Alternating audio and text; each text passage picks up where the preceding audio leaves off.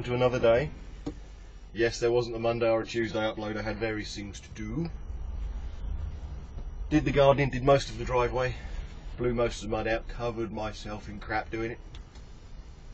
The other half had hurt her wrist, so she had some time off work, and managed to get her to do a bit of the front as well, so bonus.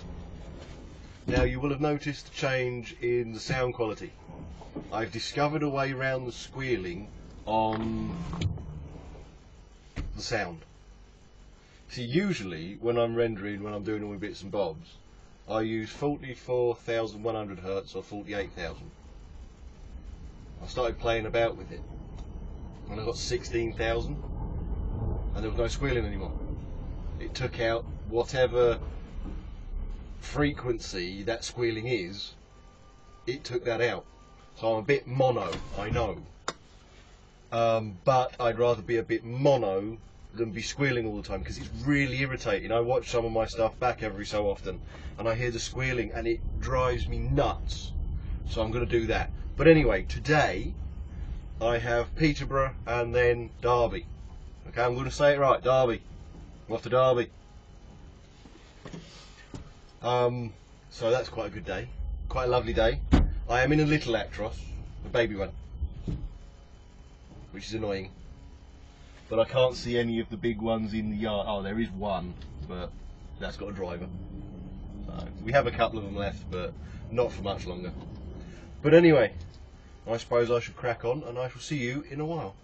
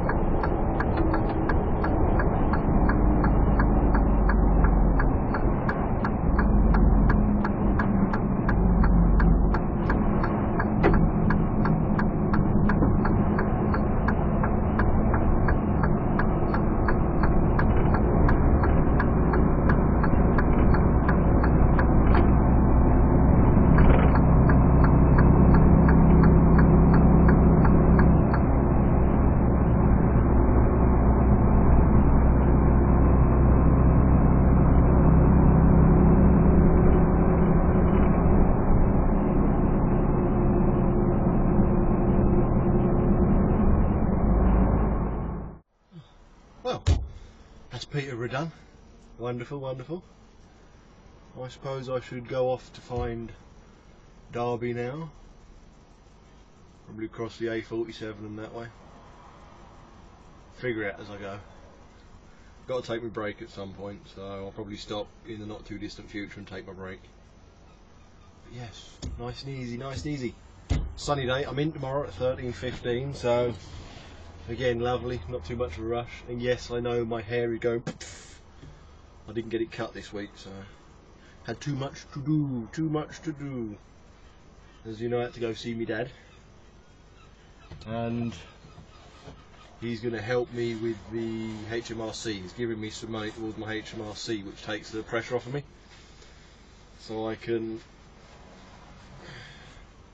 That's my tax bill for anybody who doesn't know. So that I can.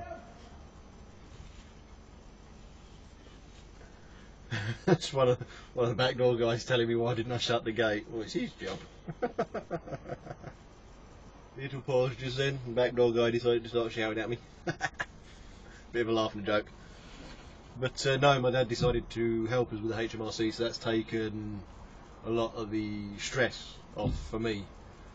So basically everything I earn now I can take, and I can put that towards other little things that got on top of me because of what was being planned.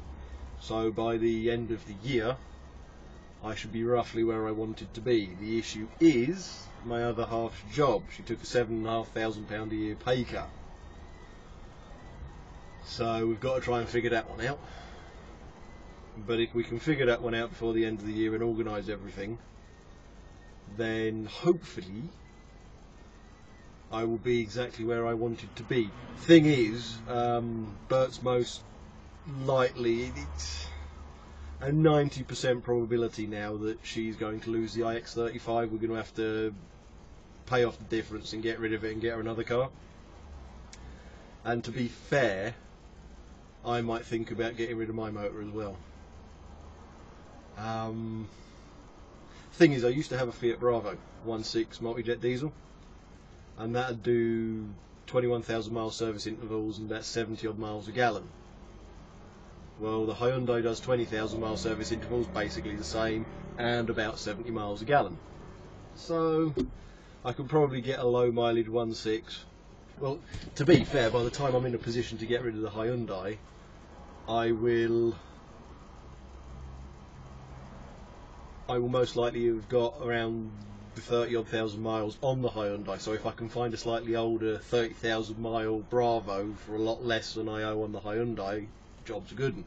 The issue is making up the difference, because obviously I'm going to have to make up the difference, put something down on the other motor, and so is it worth doing it when it's going to cost me virtually what I'm going to spend in that year anyway? So it swings and roundabouts. Oh, the washing machine's on the fritz now. Yeah, that's gone, so I'm going to have to get another one of those. It works, but a large amount of water comes out the bottom of it. So yes, that's fun. But keep going for a month or so and I'll get a new one of those. I mean, you can go to AO.com and pick them up for absolutely sod all. Let's be fair, a couple £100, job's a good one. So I'm not overly concerned about that, you know. But yes, have to figure all this out. But anyway, I better sort myself out, have a swig of my water, and get going to Derby and have my break along the way. So I shall see you when I'm on my break.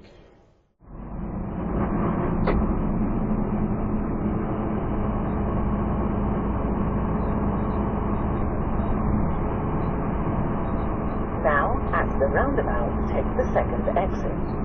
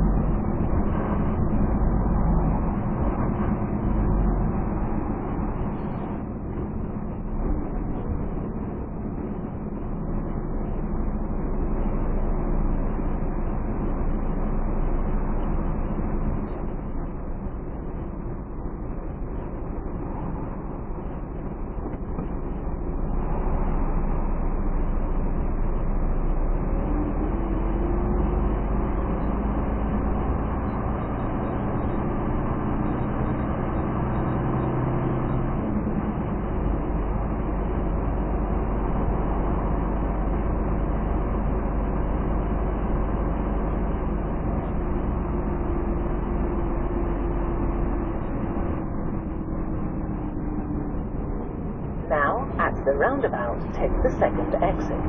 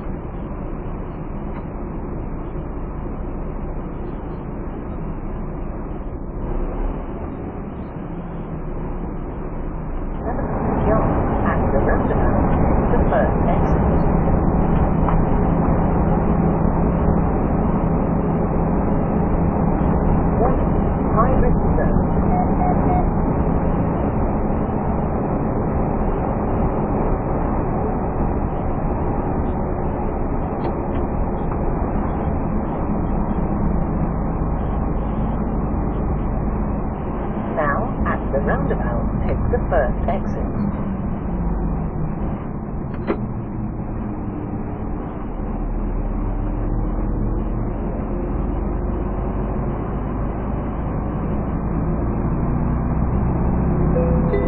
After 300 yards, at the roundabout, take the third exit.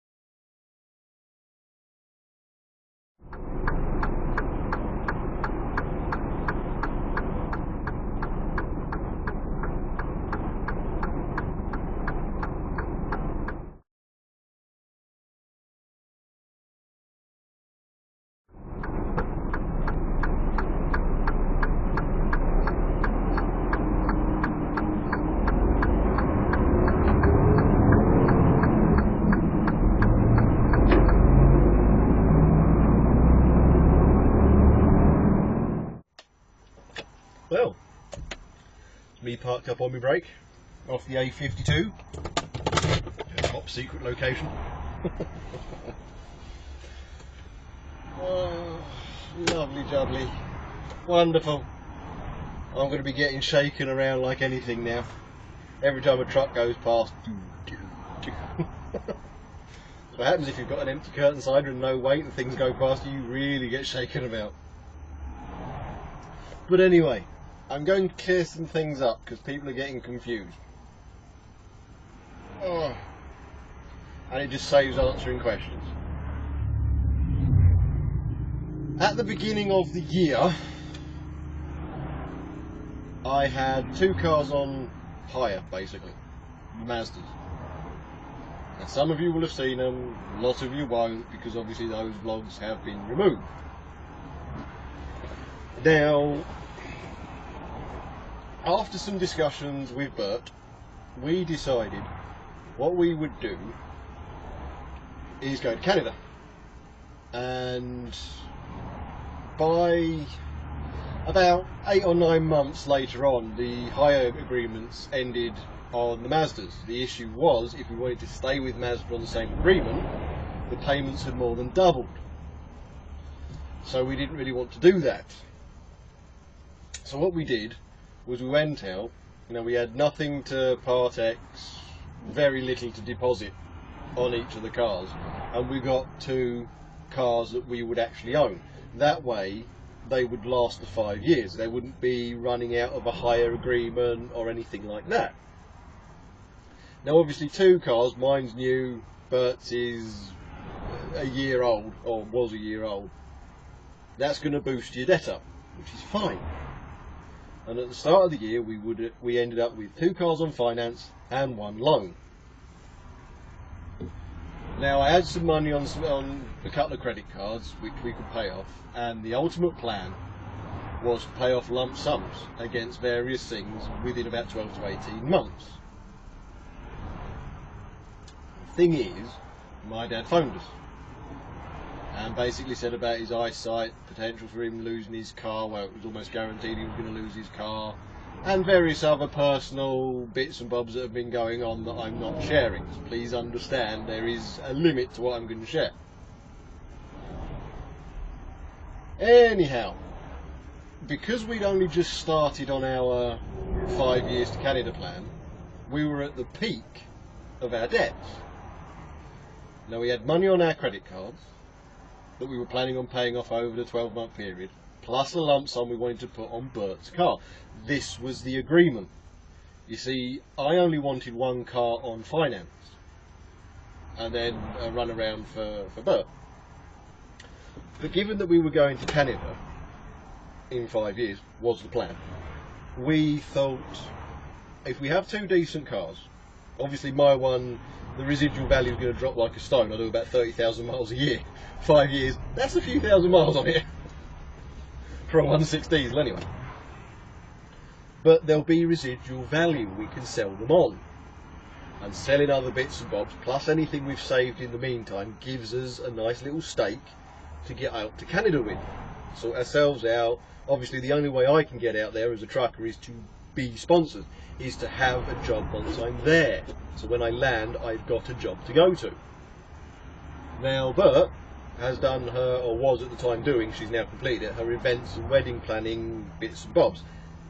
Now events planning is a skill on the skilled workers list, or skilled jobs list, to get into Canada.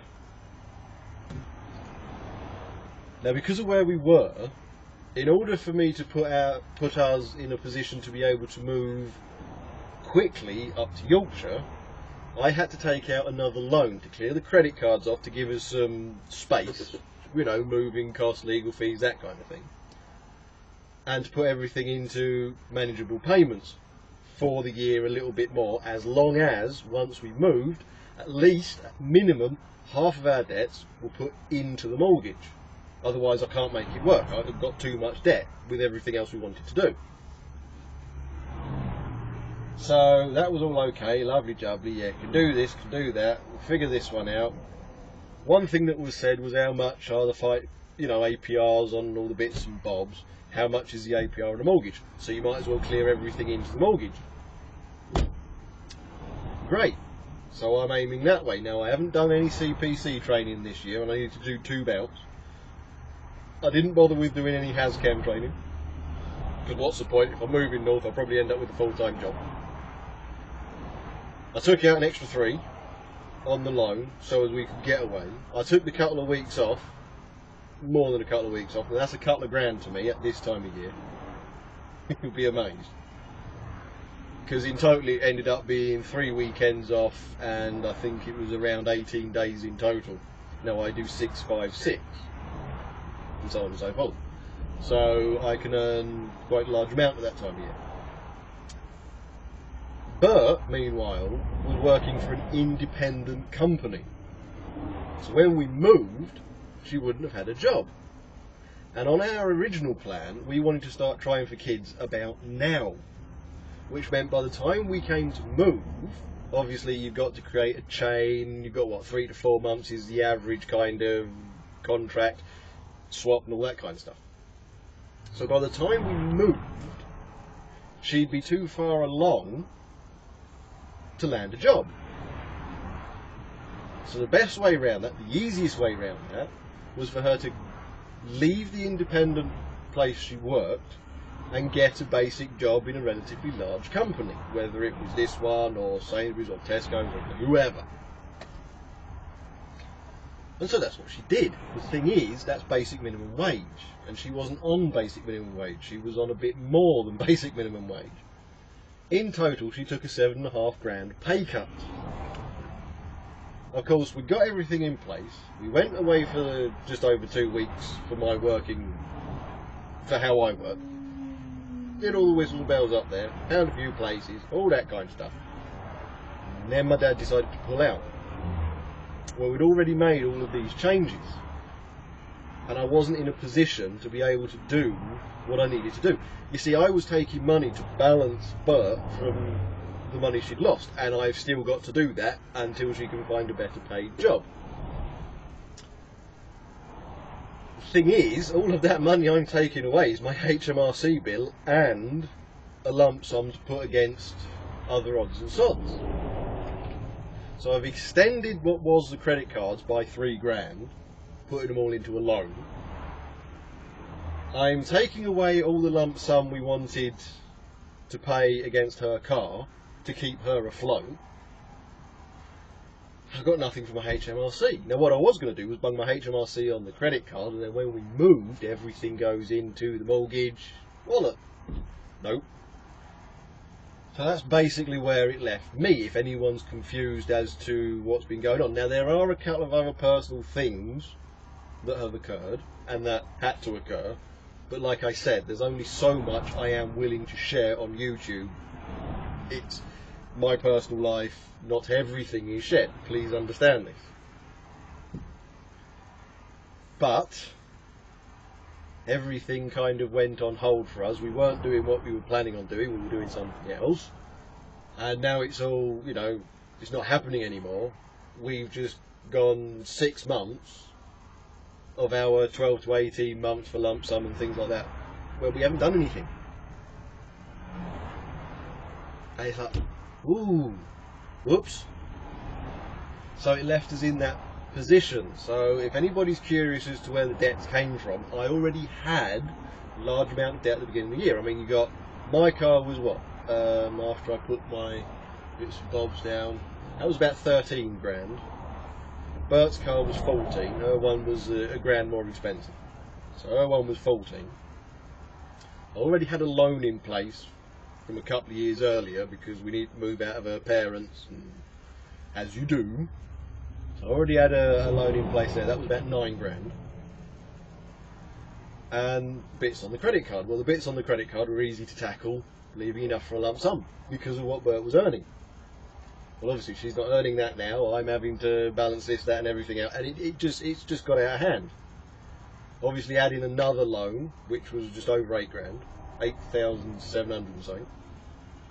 The fact that I haven't been able to do anything because Bert's income has dropped, and it will continue to drop. You see, I plan things financially on where I'm going to be in X amount of months' time, not necessarily where I am now. Because I have to think, right, so we want to try and start a family. Well, we've knocked that back a little way, but Bert doesn't want to knock it back too much further, various personal reasons. So it's all kind of kiboshed.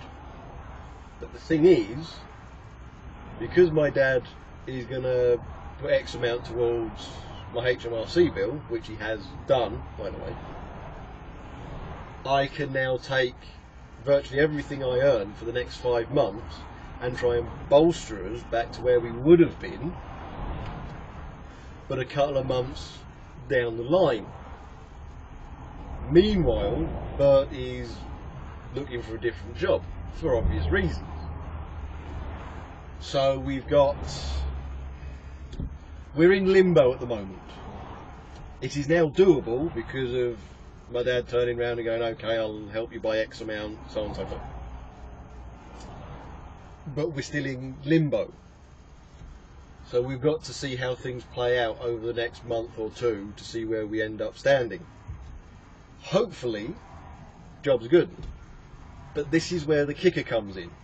You see, we took our cars out on finance at virtually the full market price of the car on finance. Well, when you buy a car, new or second hand, it is cheaper the moment you take the key than you paid for it. It has depreciated.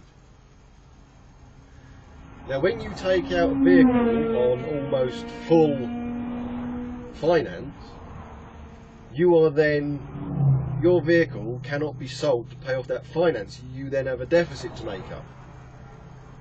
And this is where the issue comes in. We were planning on keeping them for 5 years. My one's got a 5-year unlimited mileage warranty. Bert's one had 4 years left, unlimited mileage warranty. Great. All we're doing is paying for the cars. Anything major goes wrong that costs money that I wouldn't be able to fix myself, warranty. Get a nice little tasty courtesy car while they're fixing it. Spot on. The issue is, we've got to try and get rid of one of the cars.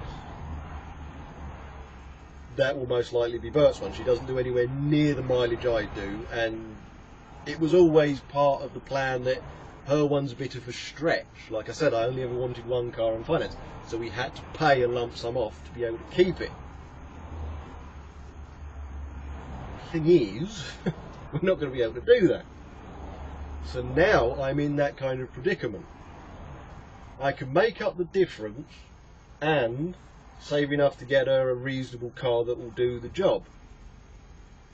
But that difference is basically what we're paying in a year to keep the car.